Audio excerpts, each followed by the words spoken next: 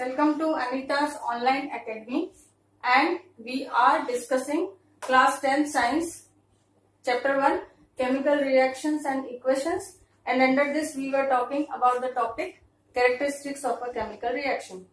And I had told you that during chemical reaction reactants convert into products, and this conversion is accompanied by some easily observable features, and these easily observable features are known as characteristics of a chemical reaction. We have already discussed three characteristics of a chemical reaction. Number 1, evolution of a gas. Number 2, formation of a PPT, and number 3 was change in color. Now we are talking about number 4 characteristic, that is change in temperature. Change in temperature means either temperature will rise high or it will go low. When the temperature rises, that means the temperature of reaction mixture becomes higher than the room temperature. And when the temperature falls, that means the temperature of reaction mixture becomes lower than the room temperature. When our temperature rises, this means if we will touch the container in which the reaction is taking place, then this container will be hot or warm. In the same way, if the temperature is falling down, that means if we touch the container, then we will feel it cold. So if the temperature rises during a chemical reaction, if the temperature rises up, increases during a chemical reaction, then such a chemical reaction is known as exothermic reaction. The word exo means to give out. Thermic or thermal means heat. So, as the name indicates, heat is given out. Okay. So, during exothermic reaction, the reaction mixture, when it converts into products, during this process it liberates heat, it gives out heat. So this is called exothermic reaction. So we can clearly define exothermic reaction as chemical reactions which are characterized by a rise in temperature. Okay, clear? Now we come to endothermic reaction. These are the reactions in which the temperature of reaction mixture falls lower than the room temperature. So, let us see this word. Endo means taking in. Thermal or thermic word means heat. So, this is the chemical reaction in which reaction mixture absorbs the heat from its surroundings. And when it absorbs the heat, that means the surroundings or the container in which the reaction is taking place, it will be cold. If we touch it, we will feel it cold.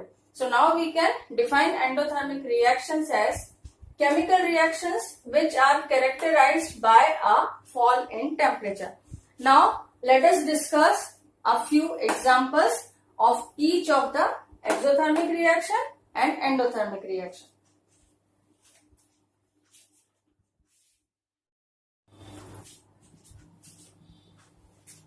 So now let us take examples of exothermic and endothermic reactions. Number 1 is exothermic reactions.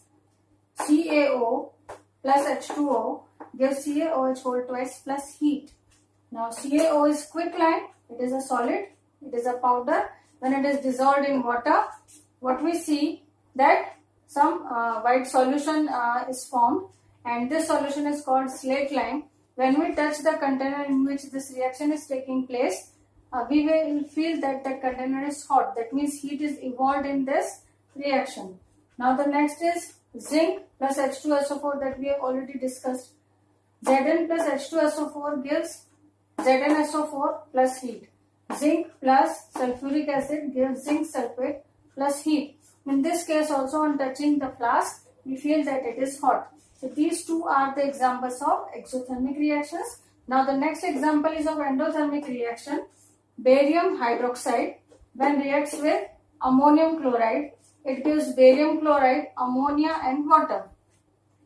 BaOH whole twice plus NH4Cl gives BaCl2 plus NH3 plus H2O, and in this case the heat is taken in, that is the temperature of reaction mixture decreases, and that's why it is called endothermic reaction.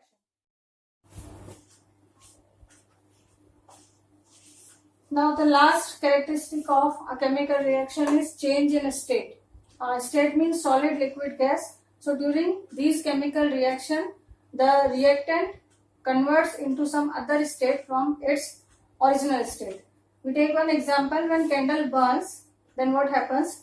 Because of heat, the wax converts into water and CO2. When wax is heated up, it converts into water and CO2. The water is in liquid state and carbon dioxide is a gas. So we can say in this chemical reaction, the solid state is changed into liquid and gas. You can say solid state is changed into liquid state and gaseous state. Thank you.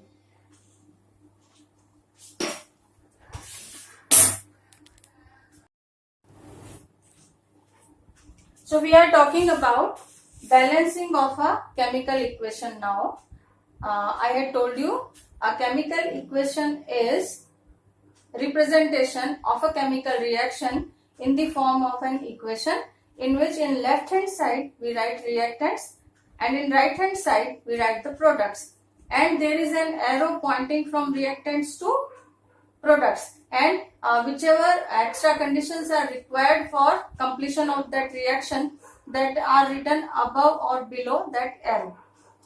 Now, why do we need to balance a chemical equation and how do we balance a chemical equation? Before understanding that, we should understand what is law of conservation of mass. Law of conservation of mass states that total matter on the earth, or we can say in the universe, is fixed. It can never be created nor it can be destroyed. So what the same is applicable for chemical reaction also. So in terms of chemical reaction, we will say what law of conservation of mass state in terms of chemical reaction. Matter can neither be created nor destroyed in a chemical reaction. It means the amount of reactants that we take should be equal to the amount of products which is formed, because mass can neither be created nor be destroyed. This means when we write a chemical equation, whatever be the formula of reactant or whatever be the formula of products, it does not matter.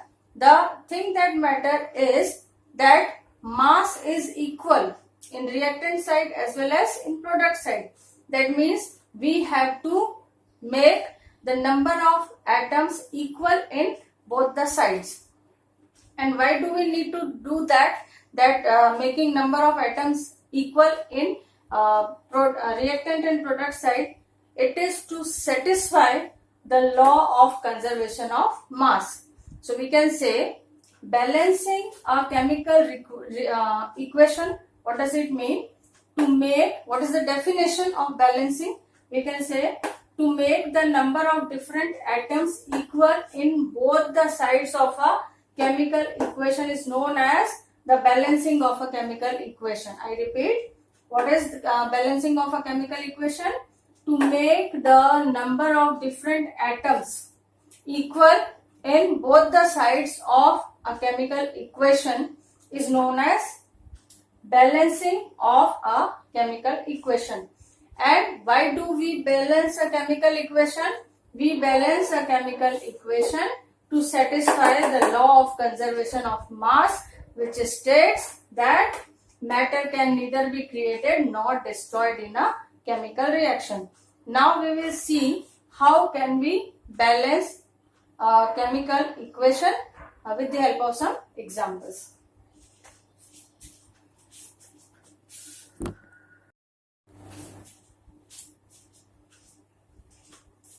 Here is the first example. Hydrogen plus oxygen, H2 plus O2 gives H2O. That is, hydrogen plus oxygen give water. Now how to balance it? For balancing an equation, we have to write the number of each atom in reactant side and the product side. So in this equation, in reactant side, the number of hydrogen atoms is 2. In product side, it is also 2. Number of oxygen atoms in reactant side is 2 and in product side it is 1. So now what do we need to balance? The number of oxygen atoms. Now how do we balance? We just simply multiply this molecule or this product with 2. So when we multiply this with 2, now how to find out the number of atoms? Like number of hydrogen. Now 2 is multiplied by 2, 2 2s are 4. So hydrogen atom, number of hydrogen atom has become 4 and number of oxygen 2 into 1, 2. So though the amount of oxygen in reactant side and product side now has become equal. Number of oxygen in reactant side is 2, in product side also it is 2. But now the problem is with hydrogen. The number of hydrogen in reactant side is 2 and in product side it has become 4. Now we have to balance the number of hydrogen atoms in reactant side. So again we multiply with 2. Again we multiply the hydrogen with 2. So when we multiply the hydrogen atoms with 2, then the number of hydrogen atoms in reactant side becomes 4. Now let us check whether this equation is balanced or not. In reactant side, number of hydrogen atoms is 4. Number of hydrogen atoms in product side is also 4. Number of oxygen in reactant side is 2 and number of oxygen in product side is also 2. That means now this equation can be called balanced because in both the sides the number of different atoms is equal and law of conservation of mass is satisfied.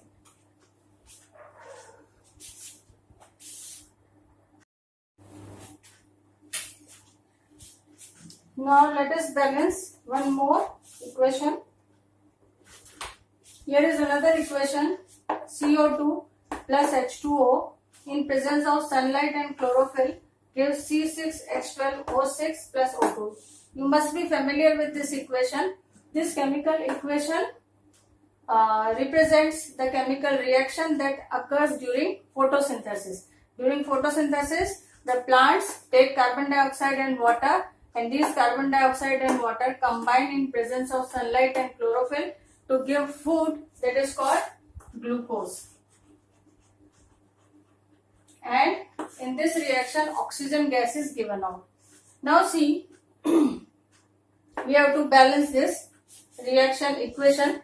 For that, first we need to write the number of atoms in both the sides. The types of atoms are carbon, hydrogen and oxygen. First we see the number of carbon atoms in reactant side. Number of carbon atoms in reactant side is 1. In product side it is 6. 1 and 6. Then number of hydrogen atoms in reactant side is 2 and in product side it is 12. Okay. Then oxygen, number of oxygen atoms in reactant side is O2, that is 2 plus 1, 3. In product side, 6 oxygen atoms are here and 2 are here. Total 8. Now we have to balance this equation. It seems to be a tough job. Let us see. First of all, because here the carbon atoms are 6. So let us try this. Okay. If we multiply this CO2 with 6, then number of carbon atoms is balanced. So, but now let us see how carbon atoms, number of carbon atoms is 6 and number of oxygen has now become 6 2s are 12 plus 1 13. Okay. So on doing this, the number of carbon atoms in reactant side becomes 6 and the number of oxygen atoms becomes 13 and number of hydrogen atoms, there is no change. Okay. Now the problem is with oxygen atom. Here 13 and there it is 8. Okay. Then let's try this 6. Okay. Now when I have written 6 near O2, that means in product side number of oxygen atoms has become 6 2s are 12 plus 6 18. Okay. Now it has become 18. In reactant side it is still 13. Now reactant side it is 13. So now how to balance? 12 is here out of 13. 12 is here and 1 is here. So if we multiply it with 6. Okay. Now number of oxygen atoms. 6 2s are 12 plus 6. 6 1s are 6. So 12 here and 6 here. Total number of oxygen atoms 12 plus 6 18. Okay. So number of oxygen atoms is balanced. Now let us see what about hydrogen. When we multiply this H2O with 6, then number of hydrogen atoms in reactant side becomes 12. 6 2s are 12 and it is already 12 in this side. Now you see one by one, number of carbon atoms in reactant side 6, product side 6, number of hydrogen atoms in reactant side 12, product side 12, number of oxygen atom in reactant side 18 and product side 18. What does it mean? Now this equation is balanced. Now children, I will give you several examples. You can pause the video and take the screenshot of those examples and balance them yourself in your notebook.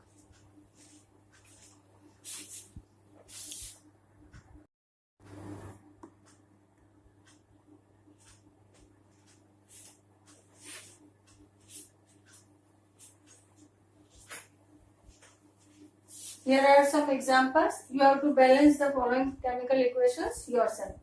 Number 1 is CH4 plus O2 gives CO2 plus H2O.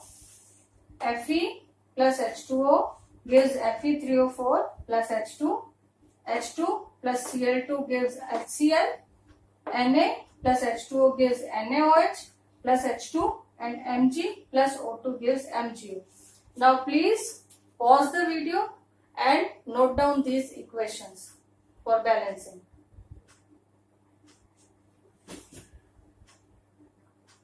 Thank you.